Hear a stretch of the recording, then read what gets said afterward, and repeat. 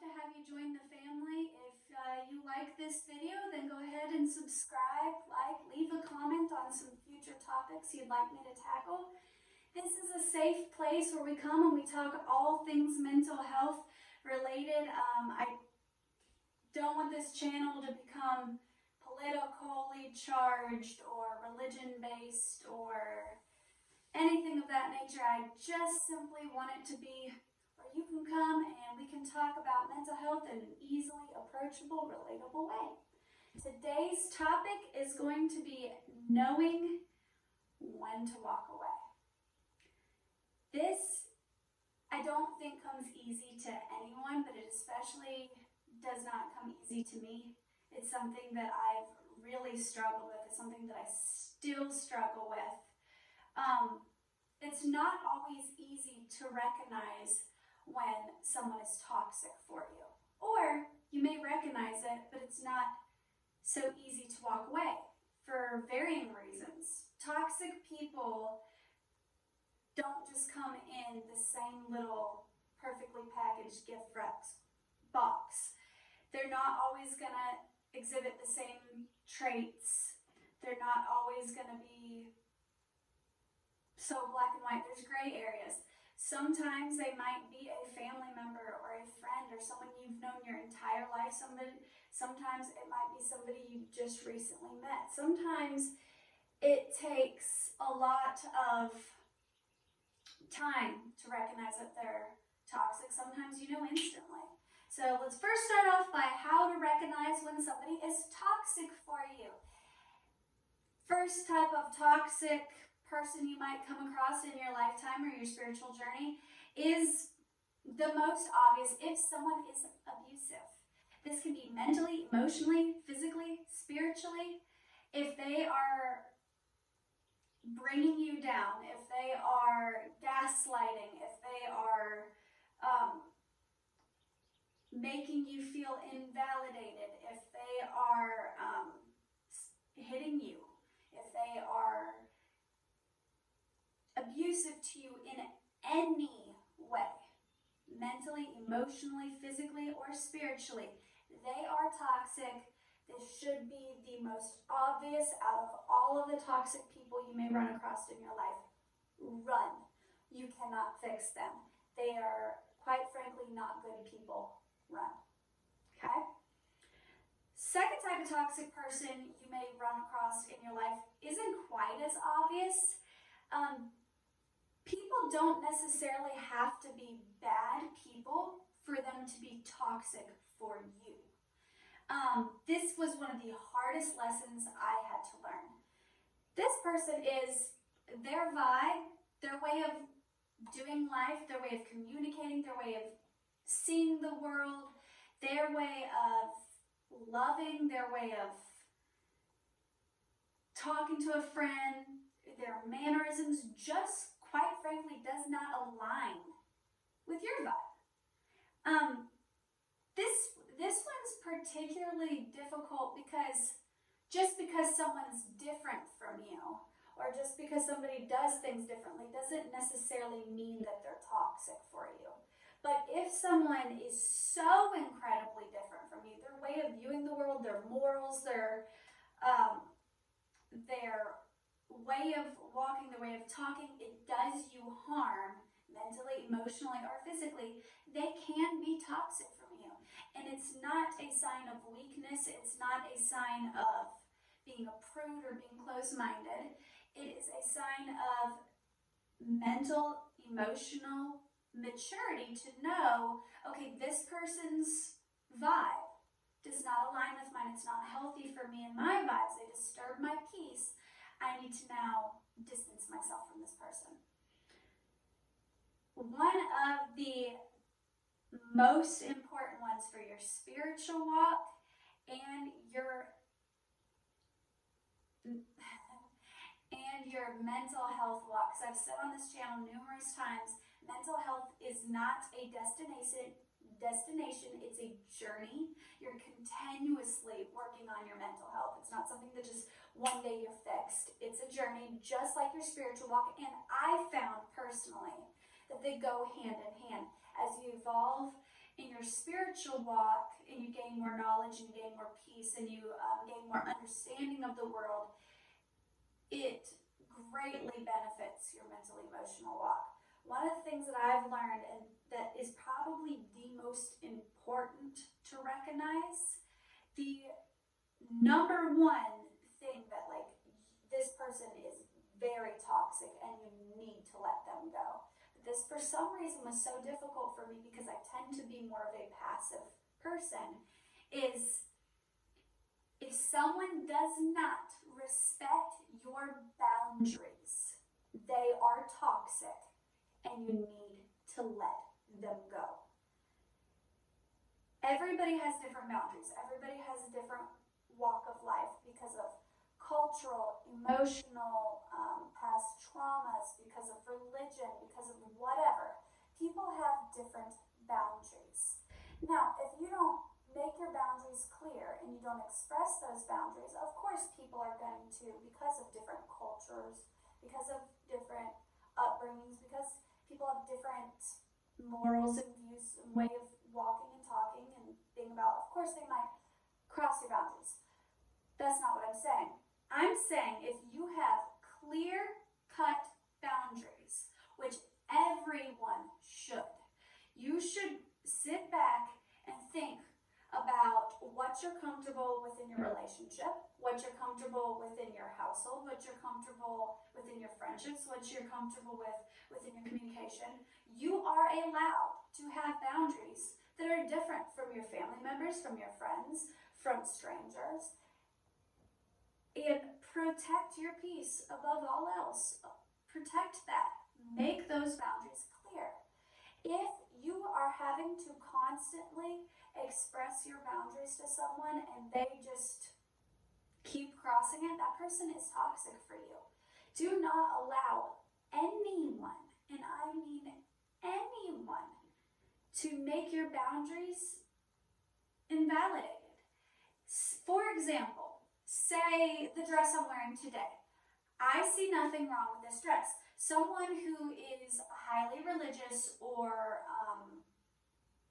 of a different culture, because of the deep cut V, they might not, within their culture or within their household or within their place of worship, allow this sort of dress. If a person is a good, healthy person and you've expressed that boundary to them, they should, without hesitation, know, okay, when I go to so-and-so's house, I do not dress like this. That doesn't mean you're controlling. That doesn't mean you're abusive. It means you have a boundary in place because of your culture, because of your religion, because of whatever. And if I'm a healthy person, I'm not going to think twice about it. I'm just not going to wear this dress. Even though I see nothing wrong with this dress. I don't sexualize breasts. And I, feel comfortable wearing this. If I was going to go to, say, church with my grandparents, I would not wear this dress. Out of respect for them. That is a boundary that they have. Another example of this would be like a cultural boundary. Say somebody, in certain cultures, when you come to their house, you take off your shoes at the door. That's a boundary that I will respect, even though within my culture, we don't do that, and that's okay. Another one might be, because of past trauma, you might not be comfortable with someone yelling or cursing, because it triggers something in you and it makes you feel unsafe or insecure. So you put that boundary up, you tell your friends, your family, because you'll come into conflict with anyone. You can let them know, sorry, my allergies are acting up. You can let them know that when speaking to me, please do not do, this. And they should respect that. Some people, they curse because that's just their way of communicating. I curse. But I know when I talk to certain people that triggers something in them, that hurts them. So I'm not going to curse around that person. Say you're around an addict and they, have, a boundary of this is a clear one that should be go without speaking. You don't drink or abuse drugs or anything of that nature around somebody who struggles with addiction, no matter if it's they just got sober yesterday or no matter if it's they've been sober for 20 years. It's a boundary that they are more than valid to put up. That, hey, I struggle with addiction. Can you please not bring alcohol or drugs or whatever around me? So those are just a few examples. There's many examples, but point is, if someone does not respect your boundaries, if you have made your boundaries clear, if you have communicated those clearly with them, you should not have to keep repeating yourself. You should not have to keep saying over and over again, hey, this makes me feel uncomfortable. I am not okay with this. They don't respect your boundaries. They are not a healthy person for you to keep in your life, and quite frankly, they are toxic. Walk away. That does not make you controlling. That does not make you emotionally abusive or manipulative or stuck up or whatever. It makes you a mentally mature person. Celebrate that victory and walk away. Another one is, I'm kind of bunch these two together because I think they kind of go hand in hand, is narcissists or emotional vampires. I struggle with these people constantly coming into my circle. When you tend to be more of a passive person, or you tend to be somebody who is very positive and uplifting, and you're like complimenting others and you like building other people's up, you are a magnet to emotional vampires and narcissists. If someone is constantly coming to you about their problems, their stories, their life, and you're not getting an equal exchange, if you cannot go to them about your problems and they're constantly redirecting the attention to themselves, if everything is constantly about them, if a conflict arises and you try to communicate to them in a healthy way that something that they are doing or saying is hurting you, and they immediately flip it around and, but you do this, this, and this, that's gaslighting. That's emotional abuse. If you're talking about your problems and they immediately cut you off and start talking about theirs, or, well, this, and this, they are a highly toxic person. And there's multiple signs and symptoms of that person being a narcissist or an emotional vampire. This video is not about that. I'm not going to break that down. I might do that in a later video, how to recognize that. But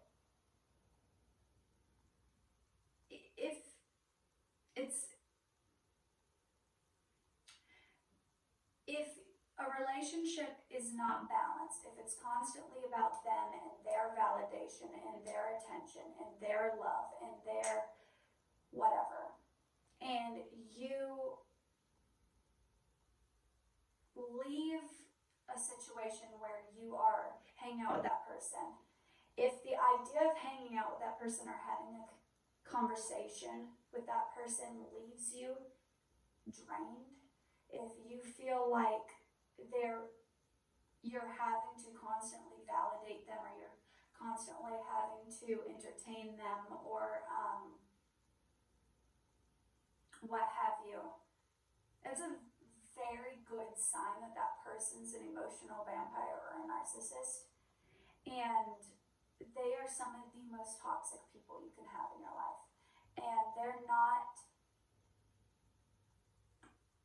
always always so easy to recognize because they tend to be smooth talkers. They tend to be very good at redirecting the conversation in a way that makes you feel like you're crazy or you're invalid for feeling this way or what have you. So they're not always easy to recognize, but if you start to feel like this person leaves you drained, that you're not getting an equal exchange, like the conversation is constantly being redirected in their way, it's a very good sign that that's what they are, and run. The last type of toxic person that I want to talk about might come to shock you. This type of person, sweetheart, we ain't got time for that. We need to leave her. And this type of person is your toxic self. Yes, I said it. You, when growing in your spiritual walk, when growing in your emotional health, you're going to evolve. You're going to grow. You're going to learn new things. Hold her, leave her. Be gone. Learn to love her. Learn to accept your character flaws. Learn to self-evaluate and recognize that growth. But sweetheart, if someone is coming to you and they are saying that you are one of the people above, that you have either mentally, emotionally, or physically abused someone, whether your vibes do not align with them, whether you don't respect their boundaries, whether you're being narcissistic or an emotional vampire, sit back, self-evaluate. It's really, really, really, and this is something you're gonna have to practice.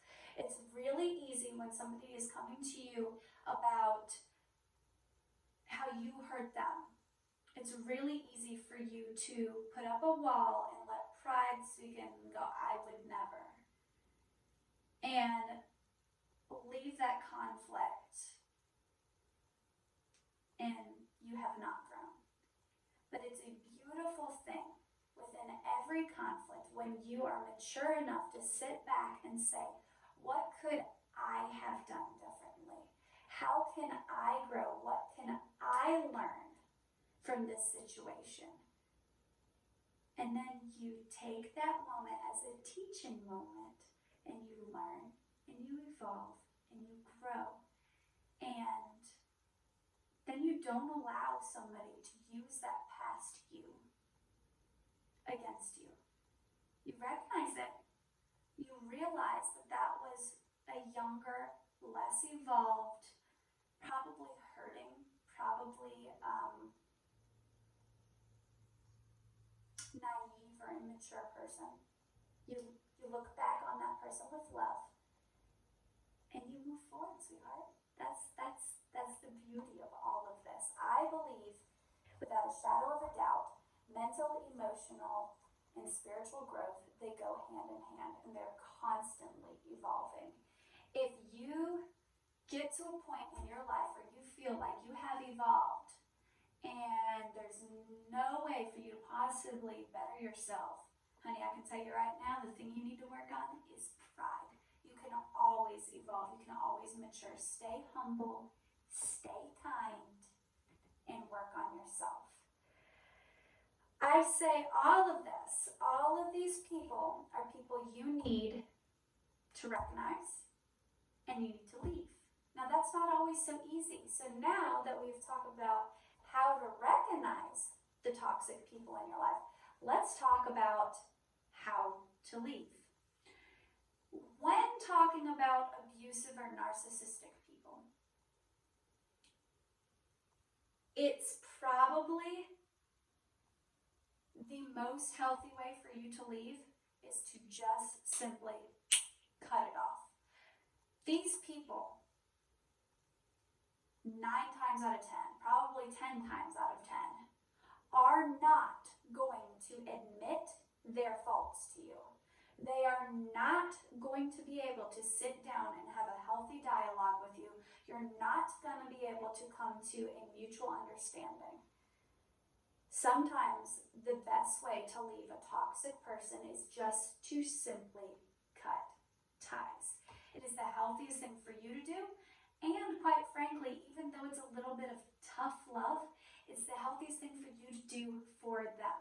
Because if you sit down and you try to communicate with them about why you're leaving them, it's going to turn into gaslighting, it's going to turn into invalidating, it's going to turn into them belittling you or this big, long, dramatic thing, and you might act out in anger because when you're abused, you tend to adapt on abusive traits yourself as a form of protection.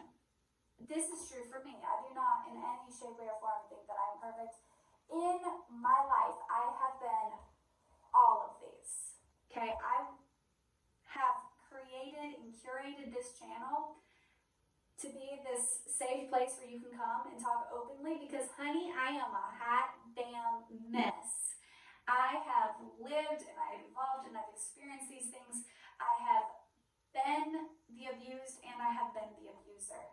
So I understand these things and I'm teaching these things as I'm learning them, as I've gone through them myself.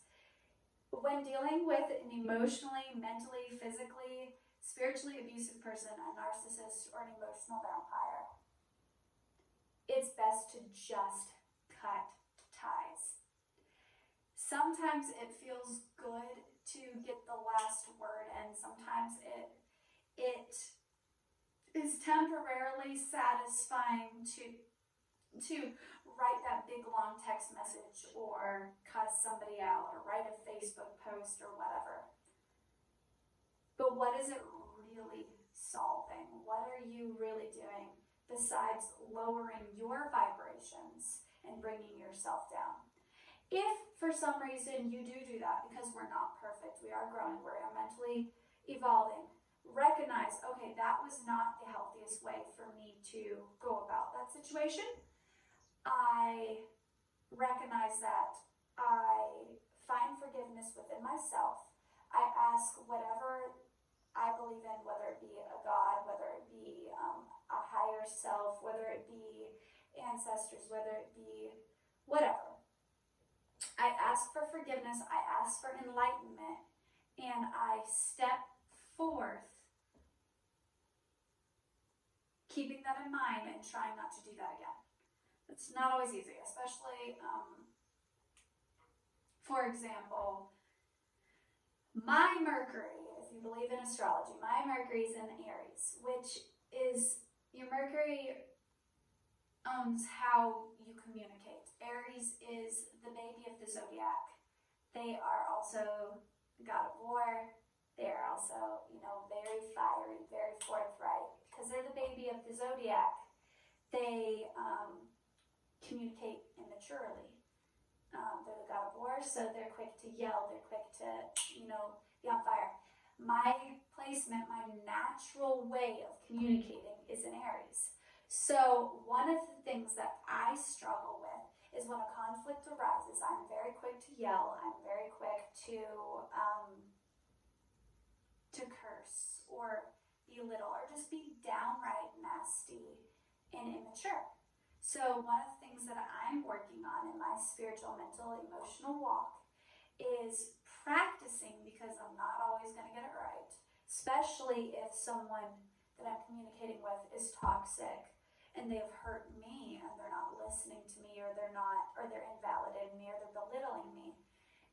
The old me and the new me start beefing about how we're going to handle this situation. The new me goes, okay, I need to walk away. I need to handle this with grace, dignity, and respect. I need to know when to shut my mouth and just let them have it. The old me, on the other hand, wants to get a little ratchet. So when a conflict arises, the new me, the old me, they start beefing about how to handle this situation. I'm learning how to handle myself with more dignity and respect. That's a sign of emotional growth. It's not easy for me.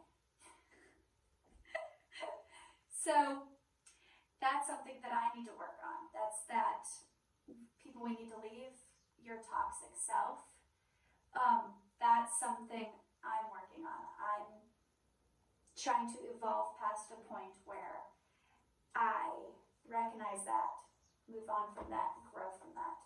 Something that I want you to keep in mind when letting go of toxic people is to not beat yourself up for allowing that person into your life. Some toxic people are really easy to recognize, some are not. Some are people society tells you, and it's quite backwards, that you have to allow into your life.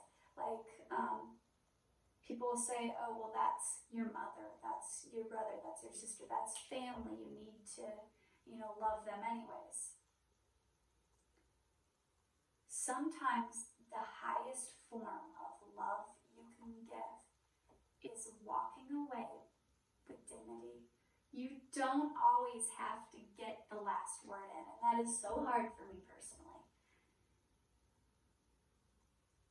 You don't have to have a big show. You don't have to have this big, drawn-out, dramatic fight.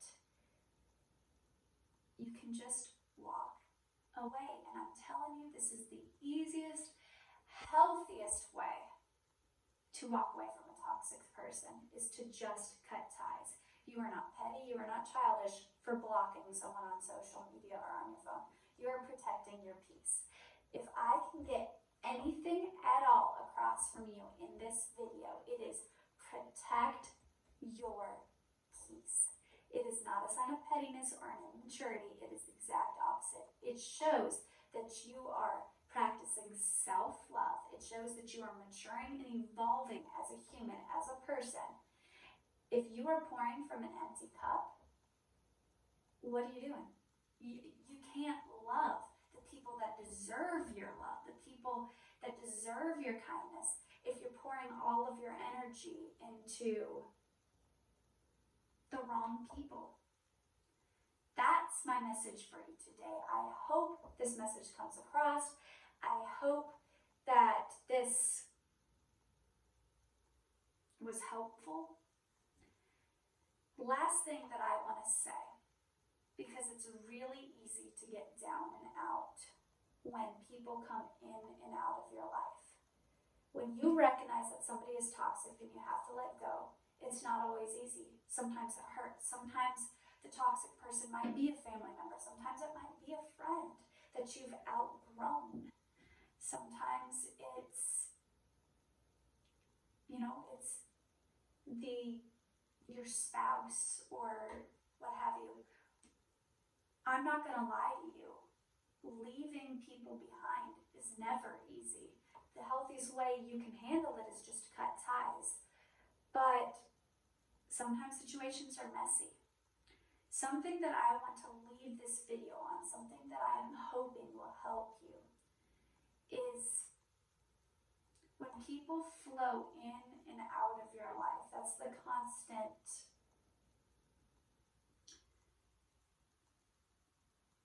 way that life is.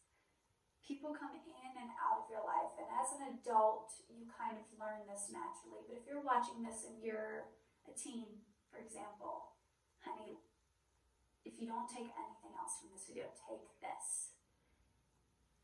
When people come in and out of your life, it's easy to let that get you down and out. It's easy for that to feel like a loss.